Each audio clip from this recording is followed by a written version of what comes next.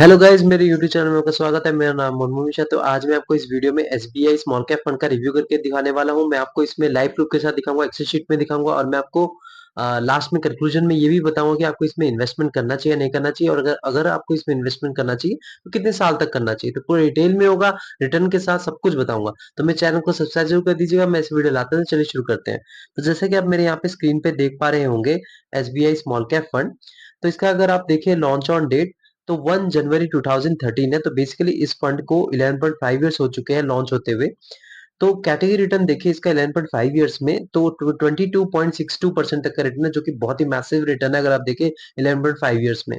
लेकिन इस फंड का रिटर्न देखिए 11.5 इयर्स में तो 26.97% तक का रिटर्न है। मतलब आप देख रहे हैं 3 से लेकर 4% से इसने अपने कैटेगरी को बीट कर रखा है, जो कि बहुत ही बड़े मार्जिन से बीट कर रखा है।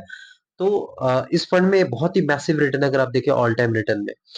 अब मान लीजिए आपने इसमें इन्वेस्टमेंट करना चाहते हैं, तो आप अगर आप इन्वेस्टमेंट करे होते मतलब 1000 रुपए हर महीने 10 साल तक कंटिन्यूअसली, तो आपका जो अमाउंट डिपॉजिट होता है वो 1,20,000 रुपीज, और 1,20,000 रुपीज आपको कन्वर्ट हो जाता है 6,23,000 रुपीज में।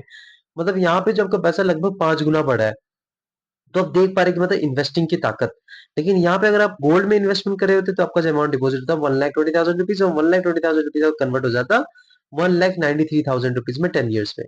तो आप देख पा रहे हैं कि जो डिफरेंस है यहाँ पे पैसा डबल भी नहीं हुआ। मतलब डबल से भी 40,000 रुपए, 40,000 क्या 45 या 47,000 रुपए कम है। अगर मान लीजिए आपने एफडी पे किया होता तो 1,74,000 रुपीज मिलता। मतलब डिफरेंस आप देख पा रहे हैं कि मतलब एफडी में आपका पैसा डबल तक भी नहीं हुआ, मतलब बहुत ही कम बढ़ा है। लेकिन यहाँ पे आप इन्वेस्टमेंट में देखें तो 6 लाख तक बढ़ा है, मतलब पैसा जो 5 गुना हो गया आपके 10 साल में। तो इन्वेस्टिंग की ताकत आपको दिख रही होगी, इन्वेस्टमेंट होता क्या है।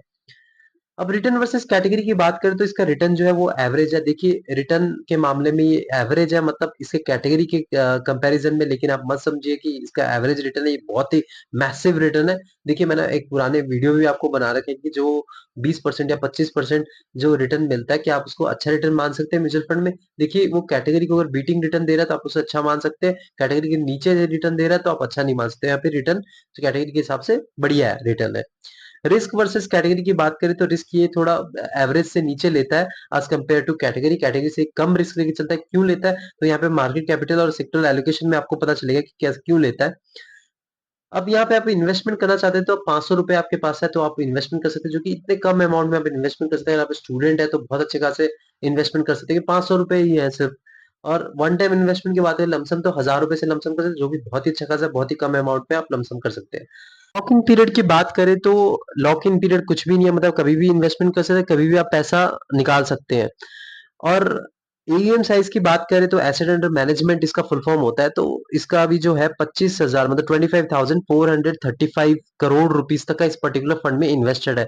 तो मैंने हर एक वीडियो में बता रखा है जो बेस्ट एईएम साइज होता है अगर आपका फंड 10 साल से ज्यादा पुराना है, वो होता है 10,000 करोड़ रुपीस से लेकर 30,000 करोड़ रुपीस। तो इसके बीच में तो ये परफेक्ट एईएम साइज है। मैं आपको इस वीडियो में बता रहा था क्यों, क्योंकि अगर आपका 10,000 करोड़ रुपीस से नीचे एईएम साइज है तो आप कंसिडर कर सकते हैं कि यार ये फंड इतना पुराना है, तब भी आप लोग इस पे ज्यादा भरोसा नहीं कर पा रहे। तो इस पे लोग इसलिए कम इन्वेस्टेड है, कम पैसा इस पर्टिकुलर फंड में लग रखा है। तो लेकिन यहाँ पे आप देख पा रहे हैं कि जो एएम एकदम परफेक्ट है। अगर आपका एम साइज ज्यादा होता 30,000 करोड़ रुपए से, तो फंड मैनेजर को वहां पे मैनेजमेंट करने में दिक्कत आती है। जैसे एग्जांपल ले लीजिए Nippon India small cap fund है, उसके बीच बीच में क्या होता है एम साइज इतना बड़ा है, मतलब 47,000 करोड़ रुपीज तक है लोग मतलब पैसा इन्वेस्टेड है। तो फंड मैनेजर क्या कहते हैं बीच बीच में उसमें लमसम बंद करवाते हैं, बोलते हैं एसआईपी चालू रखिए, मतलब वो मैनेजमेंट करने में दिक्कत आ जाती है। लेकिन फंड मैनेजर मैनेज कर लेते हैं तो कोई ज्यादा इसका इफेक्ट नहीं पड़ता, इसका पार्शियल इफेक्ट रहता है। तो एम साइज में एकदम परफेक्ट है, कोई प्रॉब्लम नहीं है, पॉजिटिव फीडबैक है। एक्सपेंस रेशियो की बात करें तो बेसिकली एक्सपेंस रेशियो बेसिकली आप मैनेजमेंट फीस देते हैं। तो फीस मतलब आपको पता है कि जैसे अभी दिमाग जो है फंड मैनेजर लगा रहे हैं, तो वो आपका पैसा इन्वेस्टमेंट कर रहे हैं, आप तो दिमाग लगा नहीं रहे, वो आपको रिटर्न दिलवा रहे हैं, तो आपको उन्हें फीस देना पड़ेगा। तो फीस जो है वो 0.69% है, तो बहुत ही अच्छा है। मैं आपको हर एक वीडियो में बता रखी है, अगर 1% से नीचे है फीस तो डेफिनेटली आप उसको एक्सपेंस रेशियो कंसिडर कर सकते हैं। 1% से नीचे है तो एक अच्छा खासा रिटर्न है। अब टैक्स इन्फॉर्मेशन की बात करें तो अगर आप मान लीजिए आपने 1 साल पहले सेल करा, अपने प्रॉफिट बुकिंग करके एग्जिट मान लिया, तो आपको 15% तक का प्रॉफिट पे टैक्स देना पड़ेगा ना, आप इंडियन इनकम टैक्स स्लैब में आते हैं तो। अगर मान लीजिए आपने 1 साल से ज़्यादा होल्ड कर दिया और आपका मतलब उसके बाद सेल करा, तो आपको 10% तक का टैक्स देना पड़ेगा अगर आप इंडियन टैक्स स्लैब में आते हैं तो, मतलब प्रॉफिट पे। और अगर आप 1 साल पहले सेल करते हैं तो आपको 1% तक का एग्जिट लोड देना पड़ेगा और 1 साल के बाद सेल करते हैं आपको कोई भी एग्जिट लोड देने की ज़रूरत नहीं है। अब मार्केट कैपिटल की बात करें तो देखिए मार्केट कैपिटल जो कि मेन पॉइंट है यहाँ पे आप देखिए मिड कैप में इसका 4.71% तक एलोकेशन है। स्मॉल कैप में इसका 88.01% तक एलोकेशन है जो कि बहुत ही ज्यादा एलोकेशन है। तो रिस्की फंड है डेफिनेटली। देखिए ये स्मॉल कैप फंड है तो रिस्की फंड बहुत ज्यादा रिस्की फंड है, लेकिन as compare to its category ये थोड़ा कम रिस्क लेके चलता है। लार्ज कैप की बात करें तो इसमें कोई एलोकेशन नहीं है और अदर्स में देखिए मतलब डेप्ट या फिर आप डेप्ट मान सकते हैं, मतलब जैसे आपका फिक्स बॉन्ड हो गया जो फिक्स रिटर्न देता है आपको, गवर्नमेंट बॉन्ड हो गया, कॉर्पोरेट बॉन्ड्स हो गए, तो उसमें 7.3% तक का एलोकेशन है जो कि बहुत ही कम रिस्क लेके चला है। तो यहाँ पे देखिए तो 12% तक का इन्होंने थोड़ा कम रिस्क लेके चले, तो 88% तक का इन्होंने रिस्क ले रखा है। तो एक रिस्की फंड है डेफिनेटली, लेकिन इसके हिसाब से रिटर्न भी बहुत ही हाई है। अब क्यों रिस्की फंड है यहाँ पे आपको पता चलेगा जो सेक्टरल एलोकेशन में। देखिए इंडस्ट्रियल्स में इसका 39.04% तक का एलोकेशन है। मतलब आप देख पा रहे हैं कि मतलब एक पर्टिकुलर सेक्टर में इन्होंने 40% का अपना पोर्टफोलियो लगा रखा है। अगर ये सेक्टर ज्यादा बढ़ेगा तो डेफिनेटली आपको अच्छा खासा रिटर्न मिलेगा। सेकंड सेक्टर जो है वो कंज्यूमर सेक्टर का जिसमें 21.86% तक का एलोकेशन है। थर्ड पे है हमारा फाइनेंशियल सर्विसेज जिसमें 15.36% तक एलोकेशन है।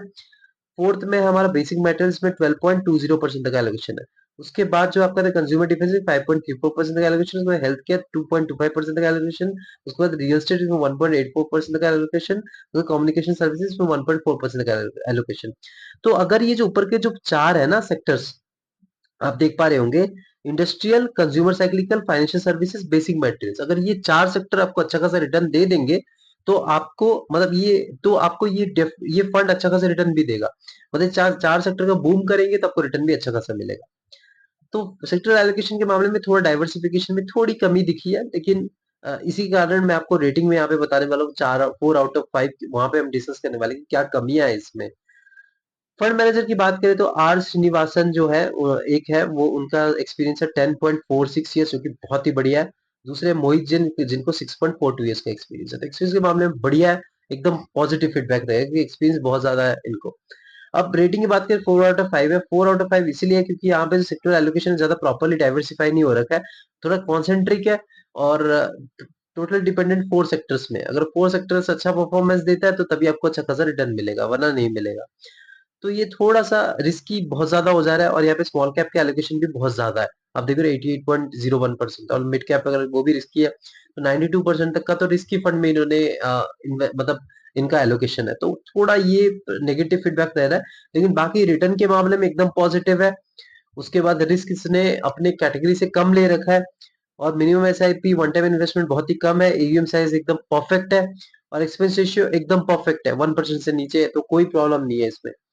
बस यहाँ पे जो थोड़ा सेक्टर एलोकेशन बहुत ज्यादा रिस्की हो जाता है as compare to small cap fund, तो थोड़ा सा ज्यादा हो जाता है, प्रॉब्लम वही है। और अगर आप इसमें इन्वेस्टमेंट करना चाहते हो डेफिनेटली आप कर सकते हैं, मैं मेरा रिकमेंड रहेगा, ये एक अच्छा खासा फंड है। लेकिन इससे इसके अलावा आप कोई दूसरे फंड भी रिसर्च रिसर्च कर सकते हैं, जैसे क्वांट मिड कैप फंड हो, sorry quant small cap fund हो गया आपका, एक्सिस स्मॉल कैप फंड हो गया आपका, बंधन स्मॉल कैप फंड हो गया आपका, कोटक स्मॉल कैप फंड हो गया। तो ऐसे आप अभी तो नए भी आए जैसे Canara Robeco small cap fund, bank of India small cap fund, तो वो थोड़ा रिस्क भी और कम लेके आपको रिटर्न अच्छा खासा जनरेट करवा देते हैं। तो वो भी एक अच्छा खासा फंड है, लेकिन ये भी बुरा नहीं है, बहुत ही अच्छा खासा फंड है। लेकिन ये रिस्की फंड है। आपके पास अगर टाइम फ्रेम 10 साल तक है तभी आप इसमें इन्वेस्टमेंट करिएगा, वरना बिल्कुल भी मत करिए। आप एकदम एग्रेसिव इन्वेस्टर है तभी भी इसमें करिए, आपको रिटर्न अच्छा खासा मिलेगा, उसके हिसाब से रिस्क भी बहुत है, वॉलिटिलिटी आपको तगड़ी फेस करनी पड़ेगी। और मैं आपको बता रहा हूँ, मैंने इसमें पर्सनली इन्वेस्टेड हूँ। मैंने 1 डेढ़ साल तक इन्वेस्टेड था और मैं जब इन्वेस्टमेंट कर रहा था तो नेगेटिव नेगेटिव जा रहा था 1 डेढ़ साल तक। मैंने पेशेंस रखा, सेकेंड ईयर में मैंने देखा तो उसने रिकवरी करी और बहुत ही मैसिव रिटर्न मेरे को मिला था। तो ये फंड पे मेरा भरोसा है, लेकिन आपको टाइम देना पड़ेगा। नहीं, मैं कहता हूँ मिनिमम अगर आपके पास 10 साल है तो डेफिनेटली आप इसमें इन्वेस्टमेंट कर सकते हैं, बेकार का पैसा लगाइए। ये नहीं कि आपने जो आपको जरूरी इमरजेंसी फंड वाले कैश है वो जो आपको इमीडिएट जरूरत है वो कभी मत लगाइए, तो वो आपको प्रॉब्लम हो जाएगी। जब आपको जरूरत होगा तब मार्केट डाउन होगा तो प्रॉब्लम हो जाएगी। तो आप खुद रिसर्च करके इन्वेस्टमेंट करिएगा। तो मेरे चैनल को सब्सक्राइब कर दीजिएगा, मैं ऐसे वीडियो लाता रहता हूँ। Thank you.